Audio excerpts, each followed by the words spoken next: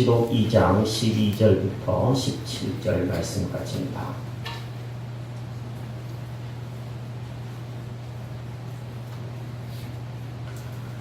한 절씩 교독하겠습니다. 버가모 교회의 사자에게 편지하라. 좌우에 날선 검을 가지신 이가 이르시되 내가 어디에 사는지를 내가 아노니 거기는 사자의 자가 있느니라. 내가 내 이름을 그에 나가서 내 구속될 주인 너희와 그의 두 사람이 사는 곳에서 주님을 알게 나를 명령을 적어지 아니하였다. 그러나 내게 두어 가지 책망할 것이 있나니 거기 내게 발람의 교훈을 지키는 자들이 있도다. 발람이 발락을 가르쳐 이스라엘 자손 앞에 걸림돌을 놓아 우상의 제물을 먹게 하였고 또 행음하게 하였느니라.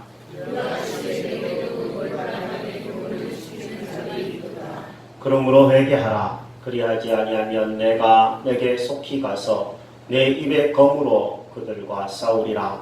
위에 있는 자는 성령이 교회들에게 하시는 말씀을 들을지어다.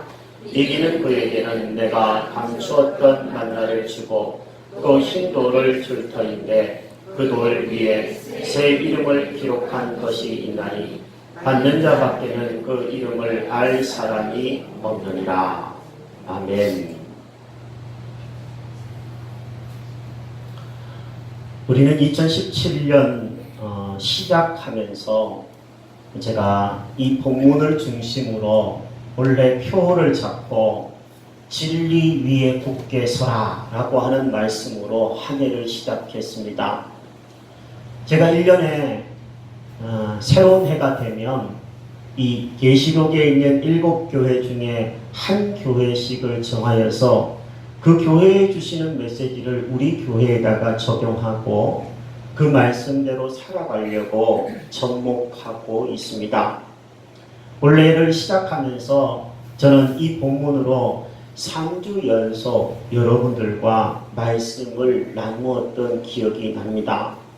이제 한 해가 저물어가는 이 20일밖에 남지 않은 2017년 이때에 우리는 한 해의 시작에 주셨던 이 본문의 말씀을 통하여서 내가 얼마만큼 한 해 동안 말씀대로 살았는가, 주시는 한 해 동안의 말씀대로 내가 얼마만큼 잘 살았는가 반성해보는 계기가 되었으면 좋겠고 점검해보는 시간들이 될 수 있기를 바랍니다. 한 해를 시작하면서 우리는 많은 계획들을 가지고 시작하지만 연말이 되면은 분주하게 살다가 막년에다 그러면서 살다가 그냥 훌쩍 지나가 버리는 경우들이 많이 있는데 말씀 앞에 우리가 한 해를 반성하는 계기가 꼭 있어야 될 줄로 압니다. 이 본문을 보면 먼저 하나님은 한 해를 산 우리에게 위로를 해 주신다라고 저는 생각하게 되어집니다. 13절 말씀에 보면 내가 어디 사는 것을 내가 아노니 거기는 사단의 위가 있는 데라 이렇게 말씀을 주시고 계십니다. 연초에 말씀드렸던 것처럼 이 버가모라고 하는 도시는 최초로 황제 숭배가 있었던 곳입니다. 또 버가모라고 하는 것은 의료와 치유의 신인 아스클레피우스라고 하는 신을 숭배하는 그런 우상 숭배가 만연했던 도시가 버가모였습니다. 그래서 예수님은 이 버가모를 향하여서 사단의 위가 있는 곳, 즉 우상이 가득한 곳이라고 말씀을 하셨습니다. 2017년 우리가 살아온 우리나라의 환경도 사단의 위가 있는 곳, 우상이 가득한 곳에서 우리는 살아왔습니다. 이단과 사이비가 성행하고 많은 신들이 믿어지는 이 세상에서 우리는 오늘까지 살아남았습니다. 여러분, 우리가 항상 기억해야 되는 것은 이 본문의 메시지 중에 이런 것입니다. 사단의 위가 있는 곳, 사단의 권자가 있는 곳이 바로 세상이라는 것을 잊으면 안 되겠습니다. 예수님은 우리가 어떤 상황에 있는지, 어떤 환경 위에서 살고 있는지를 잘 아시는 분이십니다. 그래서 본문을 읽어보면 계시록의 이 아시아의 7교회 중에서 항상 반복되는 말씀은 이런 말씀입니다. 내가 너희를 안다. 이렇게 말씀하고 계십니다. 예수님은 여러분들의 상황을 잘 알고 계십니다. 여러분의 가정 환경을 알고 계십니다. 경제적인 어려움들도 알고 계십니다. 우리나라의 교회의 상황이 얼마나 열악해져가고 있는지 그 환경도 잘 알고 계십니다. 세상의 악함도 주님은 알고 계십니다. 나보다 나를 더 잘 아시는 분이 있다면 바로 우리 예수님이실 것입니다. 여러분, 우리는 내가 나를 제일 잘한다고 생각하는데 어떨 때는 우리의 마음도 우리가 잘 알지 못할 때가 많이 있습니다. 그럴 때는 하나님 앞에서 우리의 마음을 털어놔야 됩니다. 솔직히 나아간다면 주님이 이렇게 위로해 주실 것입니다. 내가 너를 안다. 위로해 주시리라고 생각합니다. 복음성가 찬송에 보면 내 이름 아시죠? 내 모든 생각도 내 흐르는 눈물 그가 닦아주셨죠. 내 이름 아시죠? 내 모든 생각도 아바라 부를 때 그가 들으시죠. 라고 찬송하고 있습니다. 나의 이름을 알고 나의 생각까지 알고 나의 눈물을 알고 내 모든 것들을 아시는 그 주님께서 한 해의 말미에서 믿음으로 살아오고 있는 우리들을 향하여서 이렇게 위로해 주시는 줄로 압니다. 내가 너를 아는데 너 참 한 해 동안 수고 많았다. 이렇게 위로해 주실 줄로 압니다. 또 본문을 읽어보면 주님의 칭찬을 우리가 들을 수 있는 줄로 압니다. 예수님은 버가모 교회가 주님의 이름을 굳게 잡은 것, 즉 믿음을 버리지 않은 것을 칭찬하셨습니다. 내가 내 이름을 굳게 잡아서 내 충성된 증인 안디바가 너희 가운데 곧 사단에 거하는 곳에서 죽임을 당할 때에도 나를 믿는 믿음을 저버리지 아니하였도다. 믿음 때문에, 그 믿음을 저버리지 않은 것 때문에 버가모 교회의 교인들을 칭찬하고 있습니다. 마찬가지로 예수님은 오늘 우리가 이 험한 세상에서 믿음을 저버리지 않은 것을 칭찬하시리라고 저는 생각합니다. 진리 위에 서게 된 것을 격려하시고 칭찬하시는 줄로 믿습니다. 한국 기독교 언론 포럼의 김지철 목사님이라는 분이 원래 2017년 한국 교회를 이렇게 진단했습니다. 원래 한국 교회는 재정의 투명성과 종교인 과세, 교회 세습 문제로 교계 안팎에서 심각한 비판을 받은 한 해였다. 교회가 세상과 올바르게 소통하고 세상에서 빛과 소금의 역할을 온전히 감당하길 바란다. 성명을 발표했습니다. 오늘날의 한국교회는 종교개혁 500주년을 맞이했지만 교회가 세상을 개혁해야 되는, 목소리를 높여야 되는 때이지만 오히려 세상이 교회를 향하여서 목소리를 높이는 안타까운 환경에 처하여 있습니다. 교회 세습, 이제 내년부터 시작되는 종교인 과세, 교계 안팎에 여러 가지 문제들이 있습니다. 여러분들, 한국교회의 형편과 내가 무슨 상관이 있냐 그러면 안 됩니다. 왜냐하면 한국교회의 형편과 우리 교회, 우리의 신앙생활은 뗄래야 뗄 수 없는 관계이기 때문에 그렇습니다. 이렇게 어려워진 토양 속에서도 저는 개인적으로 우리 희망의 교회를 보면서 감사하면서 하나님이 칭찬해 주실 것에 대해서 본문을 통하여서 생각해 보았습니다.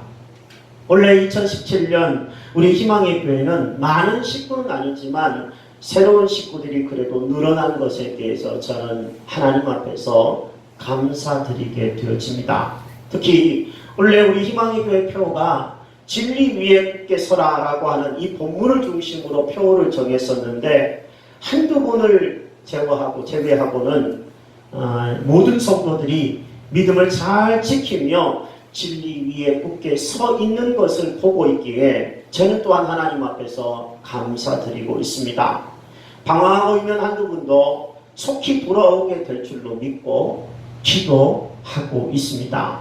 멀리 파병을 가 있는 최지훈 성도도 입대해 있는 원진이 형제도 교회를 떠나서 신앙생활을 하고 있지만 간간히 들리는 소식, 간간히 만나면서 얘기를 들어보면 더 믿음으로 굳게 서 가는 것 같아서 참 감사하다라는 생각들을 하게 됩니다.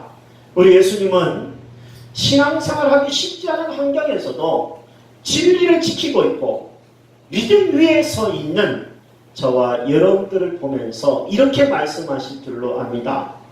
수고 많았다. 칭찬해 주시면서 너 오늘까지 믿음으로 살아남았구나. 잘했다. 칭찬하실 줄로 믿습니다. 사랑하는 성도 여러분, 한 해를 마무리하면서 주님이 다시 오시는 날을 기다리는 이때입니다.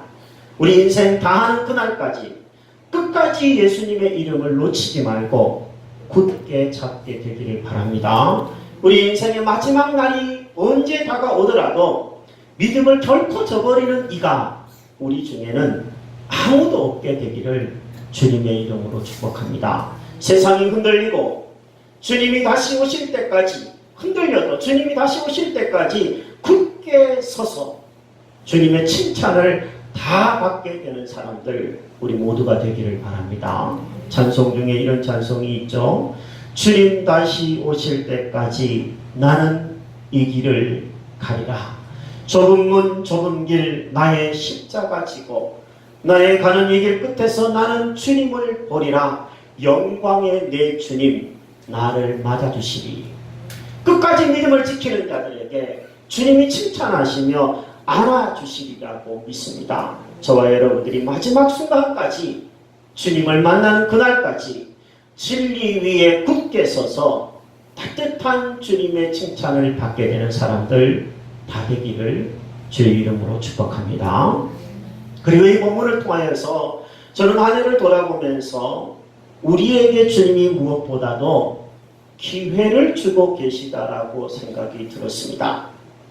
기회를 주신다라는 것을 잘 생각해 보면 하나님이 이 본문에서 책망을 주시면서 회개하라고 얘기하시면서 기회를 주고 계시는 것을 봅니다. 본문의 이 버가모 교회를 향한 책망은 오늘 우리에게도 똑같겠지만 두 가지 책망이 있습니다. 먼저는 발람의 교훈을 따르는 자들을 책망하고 있습니다. 연초에 말씀드린 것처럼 발람이라고 하는 거짓 선지자는 이스라엘 백성들이 악하게 될 때까지 오히려 올무를 놓고 방해를 했던 악한 선지자였습니다. 발람이라고 하는 이 거짓 선지자는 돈에 누림으로써 이스라엘 백성들로 하여금 우상 숭배를 하게 하고 음행의 자리에 빠지게 만들어버렸습니다. 자신이 걸림돌이 될 뿐만 아니라 걸림돌을 다른 사람에게 놓는 아주 못된 사람이 발람이었습니다. 오늘날도 발람의 교훈을 따르는 사람들, 자기만 돈을 밝히는 것이 아니라 돈을 밝힌다고 다른 사람에게 오히려 걸림돌을 놓는 배금주의자와 같은 사람들이 교회 안에 있다면 회개해야 될 것을 책망하면서 이야기하고 있습니다. 오늘 우리가 살아가는 사회에는 돈이면 다 된다라는 배금주의가 여전히 성행하고 있습니다. 심지어 교회 안에도 돈이 들어와서 돈을 밝히는 사람들이 유난히 많아지고 있습니다. 복 중에 최고의 복은 여러분 구원을 얻고 생명을 얻는 믿음의 복입니다. 구원과 생명은 어떤 것으로도 바꿀 수 없습니다. 그럼에도 불구하고 교회에서 복 받았다 그러면은 돈을 많이 버는 것을 생각하는 착각하는 사람들이 있다면 이것은 정말 우리가 회개해야 할 일인 줄로 압니다. 저는 가끔 우리 성도님들에게 헌금 교육을 신앙 교육을 할 때가 있습니다. 주로 설교 시간에는 헌금 이야기를 제가 거의 하지 않지만 교육을 하거나 성경 공부를 할 때는 제가 꼭 헌금 이야기를 하는 편입니다. 어떤 분에게는 제가 1대1로 헌금 이야기를 한 분도 있습니다. 그런데 하나님의 말씀을 가지고 목사가 신앙교육을 한다고 헌금 이야기를 하는데 가끔 오해하는 사람들이 있더라고요. 목사님이 돈 얘기를 한다 이렇게 오해를 하시는 경우가 있어서 저는 목회자로서 상당히 안타까운 마음을 가질 때가 있습니다. 앞으로는 더 신중하게 조심스럽게 교육을 해야 되겠다라고 다짐을 해봅니다. 그러나 여러분 이 자리를 빌어서 제가 분명히 말씀드리고 싶은 것은 이것입니다. 저는 돈 얘기를 하는 게 아닙니다. 믿음 이야기를 하는 겁니다. 돈 얘기를 하는 것이 아니라 신앙 생활을 이야기하는 것임을 오해 없이 받아들일 수 있게 되기를 주님의 이름으로 부탁드립니다. 사랑하는 여러분, 저는 여러분들과 함께 이런 이야기를 연초에 했었습니다. 기회 있을 때마다 제가 하지만 교회 안에서 돈 거래하지 마십시오. 상거래하지 마십시오. 얘기를 여러 번 했었습니다. 돈을 빌려주거나 빌리는 것, 또 필요한 것 이상으로 물건을 사고 서로 파는 것, 이런 것이 교회에 있다면 교회가 자칫 시험에 들 수 있기 때문에 상거래, 돈거래 하지 않기를 진심으로 바랬었습니다. 올 한 해 돌아보면 여러분 잘 따라주신 줄로 압니다. 감사드리고요. 앞으로도 더욱더 이 말씀대로 우리가 교회 안에 만모니즘, 배금주의, 돈이면 최고라고 생각되어지는 이 돈이 사람을 시험에 들게 하는 이런 일들은 우리 교회에서 일어나지 않게 되기를 함께 힘써주게 되기를 바랍니다. 저는 여러분들이 믿음과 진리 위에 서 있는 것이 이 한 해가 다 할 때까지 믿음 위에 그래도 서 있는 것이 자랑스럽습니다. 하지만 아직 하나님보다 물질이 우선순위에 있다면 우리 함께 회개할 수 있는 기회를 놓치지 않게 되기를 바랍니다. 또 이 본문에 보면 니골라 당의 교훈을 지키는 자들을 책망하고 있습니다. 니골라 당은 사람의 영혼만 깨끗하면 되었지 육체는 죄를 지어도 괜찮다라고 생각하는 사람들을 니골라 당 사람들이라고 이야기합니다. 니골라 당은 한마디로 즐기자주의의 사람들을 말하는 표현입니다. 하나님은 우리의 인생을 살아갈 때 우리가 즐기면서 인생을 행복하게 사는 것을 정죄하지 않으십니다. 즐겁게 살아야 합니다. 하지만 쾌락주의에 빠져가지고 성에, 게임에, 스포츠에, 여행에 중독되어서 하나님보다 그것들을 추구하면서 살아가는 그런 것에 대해서는 강하게 회개하기를 촉구하고 계십니다. 왜 사람들이 중독에 빠지겠습니까? 왜 게임에 빠지고 도박에 빠지고 여자에 빠지고 성에 빠지고 여행에 빠지고 왜 그럴까요? 사는 게 별로 재미없다고 느끼기 때문에 그런 것 아닐까요? 감사를 모르고 주어진 것에 대해서 만족을 모르는 인간의 죄성 때문이지 않겠습니까? 저는 여러분들과 함께 신앙생활하는 재미를 부디 발견하는 사람들이 되기를 바랍니다. 신앙생활하는 것이 즐겁지 않으면 다른 것으로 즐거움을 또 찾게 되어 있지 않겠습니까?